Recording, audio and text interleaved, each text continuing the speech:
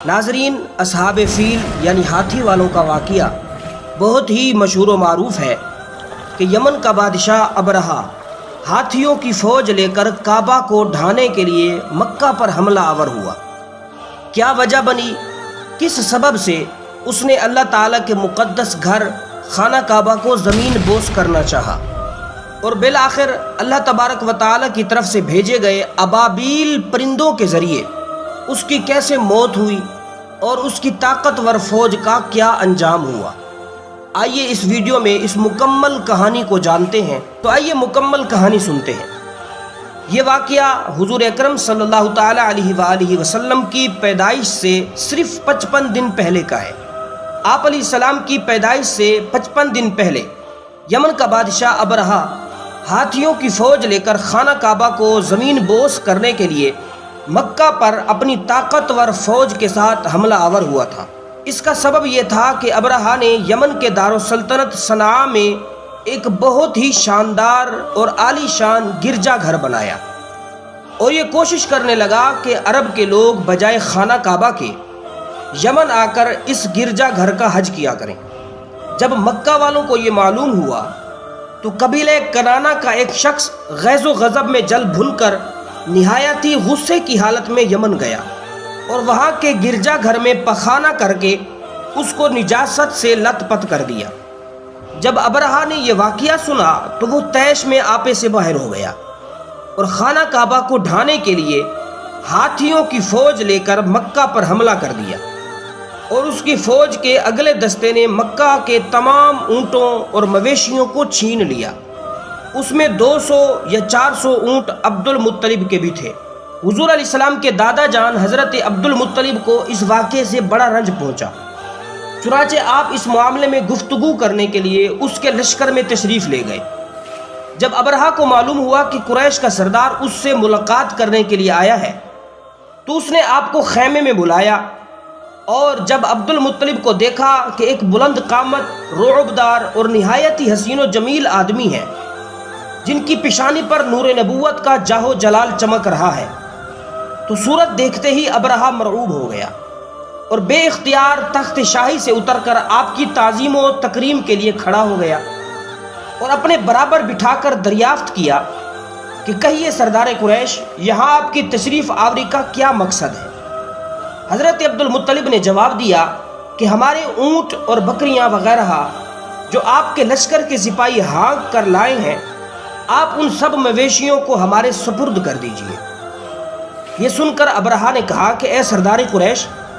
میں تو یہ سمجھتا تھا کہ آپ بہت ہی حوصلہ مند اور شاندار آدمی ہیں، مگر آپ نے مجھ سے اپنے اونٹوں کا سوال کر کے میری نظروں میں اپنا وقار کم کر دیا۔ اونٹ اور بکری کی حقیقت ہی کیا ہے؟ میں تو آپ کے کعبہ کو توڑ پھوڑ کر برباد کرنے کے لیے آیا ہوں، آپ نے اس کے بارے میں کوئی گفتگو نہیں کی۔ حضرت عبد المطلب نے جواب دیا، مجھے تو اپنے اونٹوں سے مطلب ہے، کعبہ میرا گھر نہیں ہے بلکہ وہ خدا کا گھر ہے، وہ خود اپنے گھر کو بچائے گا، مجھے کعبہ کی ذرا بھی فکر نہیں۔ یہ سن کر ابرہہ اپنی فرعونی لہجے میں کہنے لگا کہ اے سردار مکہ، سن لیجئے، میں کعبہ کو ڈھا کر اس کی اینٹ سے اینٹ بجا دوں گا اور روئے زمین سے اس کا نام و نشان مٹا دوں گا، کیونکہ مکہ والوں نے میرے گرجا گھر کی بڑی بے حرمتی کی،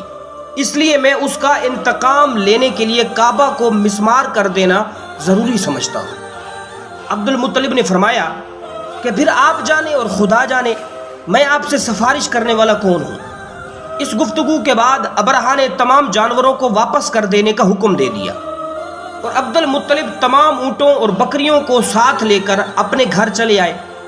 اور مکہ والوں سے فرمایا کہ تم لوگ اپنے اپنے مال مویشی کو لے کر مکہ سے باہر نکل جاؤ اور پہاڑوں اور چوٹیوں پر چڑھ کر اور دروں میں چھپ کر پناہ لو۔ مکہ والوں سے یہ کہہ کر پھر خود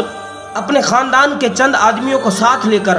خانہ کعبہ میں گئے اور دروازے کا حلقہ پکڑ کر انتہائی بے قراری اور گریہ وزاری کے ساتھ دربار باری میں اس طرح دعا مانگنے لگے،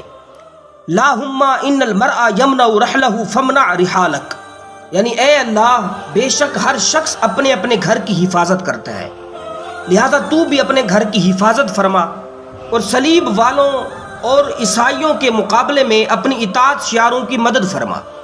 حضرت عبد المطلب نے یہ دعا مانگی اور اپنے خاندان والوں کو ساتھ لے کر پہاڑ کی چوٹی پر چڑھ گئے اور خدا کی قدرت کا جلوہ دیکھنے لگے۔ ابرہا جب صبح کے وقت خانہ کعبہ کو ڈھانے کے لیے اپنے لشکر جرار اور ہاتھیوں کی قطار کے ساتھ آگے بڑھا اور مقام مغمس میں پہنچا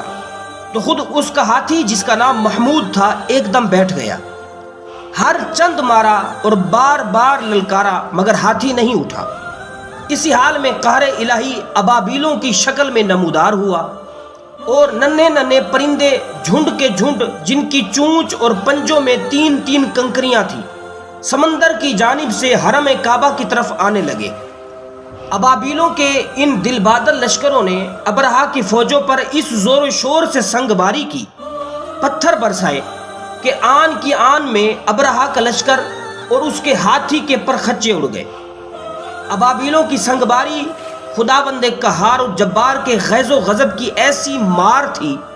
کہ جب کوئی کنکری کسی فیل سوار کے سر پر پڑتی تھی تو وہ اس آدمی کے بدن کو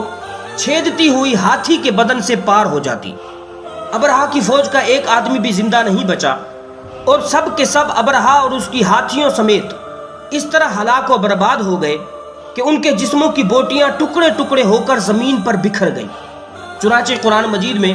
سورہ فیل میں خداوند قدوس نے اس واقعے کا ذکر کرتے ہوئے ارشاد فرمایا، الم تر کیف فعل ربک باصحاب الفیل، یعنی اے محبوب کیا آپ نے نہ دیکھا کہ آپ کے رب نے ان ہاتھی والوں کا کیا حال کر ڈالا۔ بہرحال جب ابرہا اور اس کے لشکر کا یہ انجام ہوا تو عبد المطلب پہاڑ سے نیچے اترے اور خدا کا شکر ادا کیا۔ ان کی اس کرامت کا دور دور تک چرچا ہو گیا اور تمام اہل عرب ان کو ایک خدا رسیدہ بزرگ کی حیثیت سے قابل احترام سمجھنے لگے۔